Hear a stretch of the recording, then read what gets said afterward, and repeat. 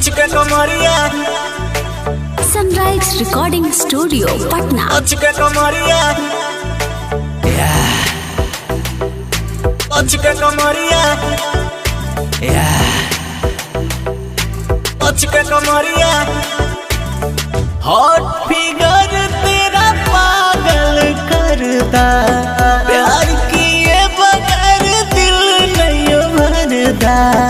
Hot figure तेरा पागल करता प्यार किए बगैर दिल नहीं भरता।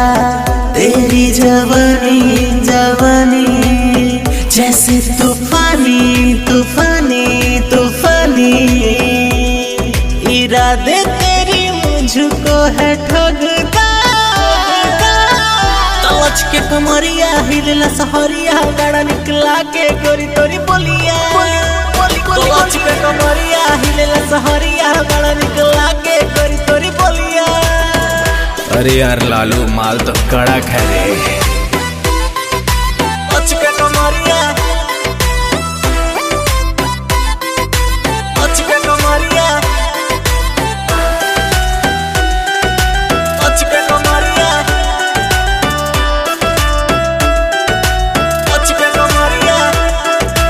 आंखें नसीले तेरे गोरे गाल बैक सैक सब लगता कमाल। गजब माल है भाई गजब माल है तू गजब माल। मार कराएगी क्या? आंखें नसीले तेरे गोरे गाल बैक सैक सब लगता कमाल। गजब माल है भाई गजब माल है तू गजब माल।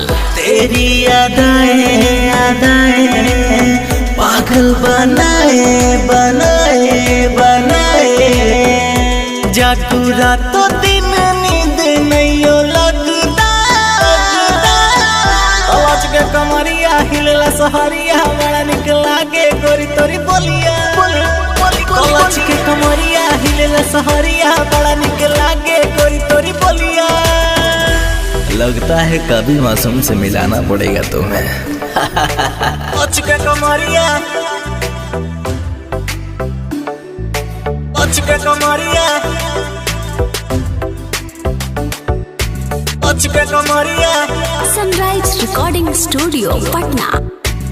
गोरा बदन तेरी चढ़ती जवानी संदीप तिवारी को दे दे तू रानी। जिद पे अगर मैं अड़ जाऊंगा तो बढ़ जाएगी तेरी परेशानी। इतनी लूंगा कि याद रखेगी जीवन भर। गोरा बदन तेरी चढ़ती जवानी पुतुल मनोज को दे दे तू रानी। जिद पे अगर मैं अड़ जाऊंगा तो बढ़ जाएगी तेरी परेशानी।